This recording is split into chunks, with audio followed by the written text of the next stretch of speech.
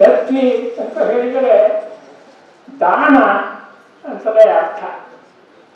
ಉಂಬಳಿ ಅನ್ನುವಂಥ ಮಾತು ಕೂಡ ಉಂಟು. ಇವತ್ತು ನಾಲ್ವರು ವಿದ್ವನ್ಮಣಿಗಳಿಗೆ ಈ ದತ್ತಿ ಪ್ರಶಸ್ತಿಯನ್ನು ನೀಡಿ ಸನ್ಮಾನಿಸಲಾಗಿದೆ. ಈ ಒಂದು ಮುಖ್ಯವಾದ ಮಾತನ್ನು ನಾನು ಹೇಳಬೇಕು. ಶ್ರೀಮತಿ ಕಮಲಮ್ಮ ಮತ್ತು ರಕ್ಷರ್ಜಿಗೆ ಶಿವಲಿಂಗಯ್ಯ ಇನ್ನೊಬ್ಬರು ಇವತ್ತು ಬಂದಿಲ್ಲ, ಕಮಲಮ್ಮನವರು ಉಳಿದಿಲ್ಲ. ಇವರು ನನ್ನ ಕುಟುಂಬ ಮಿತ್ರರು ಅಂತ ನಾನು ಹೆಮ್ಮೆಯಿಂದ ಹೇಳೋದಕ್ಕೆ ಇಷ್ಟಪಡ್ತೆ. ನಮ್ಮ ಫ್ಯಾಮಿಲಿ ಫ್ರೆಂಡ್ಸ್. ಗೆಳೆಯರೇ,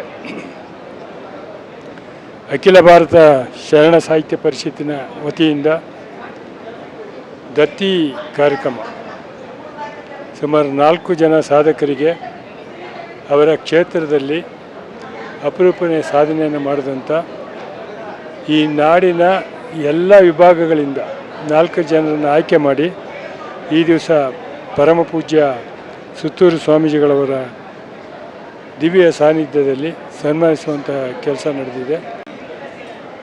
ದತ್ತಿ ಇಡುವಾಗ ಕಾಟಾಚಾರಕ್ಕೆ ಇಟ್ಟಿರ್ತಾರೆ ಕೆಲವು ಸಾರಿ. ಆದರೆ ಅದು ಬರ್ತಾ ಬರ್ತಾ ಏನಾಗುತ್ತೆ ಅಂತಂದರೆ ನಮಗೆ ಪೀಕ್ಲಾಟ ಶುರುವಾಗ್ಬಿಡುತ್ತೆ. ಹಾಗಾಗಿ ಕೆಲವು ದತ್ತಿಗಳು ಕಡಿಮೆ ಹಣವನ್ನು ಇಟ್ಟಿರ್ತಾರೆ.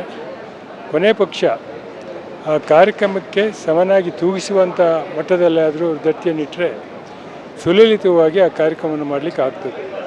ಆದರೆ ಶರಣ ಸಾಹಿತ್ಯ ಪರಿಷತ್ತಿನಲ್ಲಿ ಎಲ್ಲರೂ ಪ್ರಬುದ್ಧರೆ ಒಳ್ಳೆಯ ಹಣವನ್ನು ಇಟ್ಟಿದ್ದಾರೆ. ಹಾಗಾಗಿ ಅದೊಂದು ವಿಶಿಷ್ಟ ಅಂತ ನಾನು ಅಂದ್ಕೊಂಡಿದ್ದೇನೆ.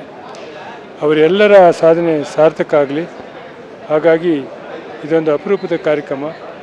ಇದು ದತ್ತಿ ಅಂದರೆ ಜ್ಞಾನದ ಬುತ್ತಿ. ಅದು ಕೆಲವರಿಗೆ ಏನಾಗುತ್ತೆ ಅಂದರೆ ದತ್ತಿ ಅಂದರೆ ಅದು ಏನೋ ಯಾರೋ ಮಾತಾಡ್ತಾರೆ, ಯಾರೋ ಹೋಗ್ತಾರೆ ಅಂತಲ್ಲ. ಆ ವಿಷಯವನ್ನು ಹಾಗೆ ಸಾಧನೆ ಮಾಡಿದ ಸಾಧಕರನ್ನು ವಿಶ್ವಕ್ಕೆ ಪರಿಚಯ ಮಾಡುವಂಥ ಕೆಲಸ ಇಲ್ಲಿ ನಡೆಯುತ್ತೆ. ಅಪರೂಪದ ರೀತಿಯಲ್ಲಿ ಅವರನ್ನು ಪರಿಚಯ ಮಾಡುವಂಥ ಕೆಲಸ ಆಗುತ್ತೆ. ಸಾರ್ಥಕವಾದ ಕೆಲಸ ಇದು ನಿರಂತರವಾಗಿ ನಡೀಲಿ ಅಂತ ಹೇಳ್ತಾರೆ. ಅದು ಹೊಸ ಈ ತಲೆಮಾರಿನ ಯುವಕರನ್ನು ಸೆಳೀಲಿಕ್ಕೆ ಭಾರಿ ಕಷ್ಟ ಆಗ್ತಾಯಿದೆ. ನಾನು 2008ರಲ್ಲಿ ಅಧ್ಯಕ್ಷನಾಗಿದ್ದಾಗ ತುಂಬ ಸ್ಪಂದನೆ ಚೆನ್ನಾಗಿತ್ತು. ಆದರೆ ಯುವಕರು ಯಾಕೋ ಈ ಕಡೆ ವಾಲ್ತಾ ಇಲ್ಲ. ಹಳೆಗನ್ನಡ ಕಾವ್ಯವನ್ನು ಪರಿಚಯ ಮಾಡುವಂಥ ಕೆಲಸವನ್ನು ಮಾಡಲಿಕ್ಕೆ ಒಂದು 5,000 ರೂಪಾಯಿಗಳನ್ನ ಮೊದಲನೇ ಬಹುಮಾನವನ್ನು, ಹಳೆಗನ್ನಡದ ಮಹಾಕಾವ್ಯಗಳ 3 ಸಾಲುಗಳನ್ನು ಅತ್ಯಂತ ಸುಂದರವಾಗಿ ಉಚ್ಚಾರವನ್ನು ಮಾಡುವುದರ ಜೊತೆಯಲ್ಲಿ ಆ 3 ಸಾಲುಗಳನ್ನು ಪರಿಚಯ ಮಾಡುವಂಥ ಕೆಲಸವಂತೆ ಮಾಡಿ ಕರೆದ್ರೆ 10 ಜನ ವಿದ್ಯಾರ್ಥಿಗಳು ಬಂದು ಒಬ್ಬರು ಸರಿಯಾಗಿ ಹೇಳಲಿಲ್ಲ. ಅದನ್ನು ಸಾಲುಗಳನ್ನೇ ಉಚ್ಚಾರಣೆ ಚೆನ್ನಾಗಿ ಮಾಡಲಿಲ್ಲ. ಹಾಗಾಗಿ ಅವರಿಗೆ ಮುಂದೆ ಏನು ಮಾಡಬೇಕು ಅನ್ನೋದನ್ನು ನಾವು ಹಿರಿಯ ಸಾಹಿತ್ಯಗಳನ್ನು ಒಡನಾಟದಲ್ಲಿ ಇಟ್ಕೊಂಡು ಅವರಿಗೋಸ್ಕರನೇ ಕಾರ್ಯಕ್ರಮವನ್ನು ಮಾಡಬೇಕು ಅಂತೇಳಿ ತೀರ್ಮಾನ ಮಾಡಿದ್ದೇವೆ. ಹಾಗಾಗಿ ಮುಂದಿನ ದಿವಸ ಅದನ್ನು ಮಾಡ್ತೇವೆ.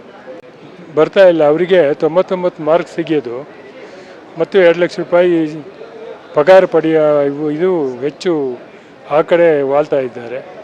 ಅದೆಲ್ಲ ಜೀವನದ ಸಾರ್ಥಕತೆ ಅಲ್ಲ ಅಂತ ಅವರಿಗೆ ಪರಿಚಯ ಮಾಡುವಂಥ ಕೆಲಸವನ್ನು ಮಾಡಬೇಕಾಗಿದೆ.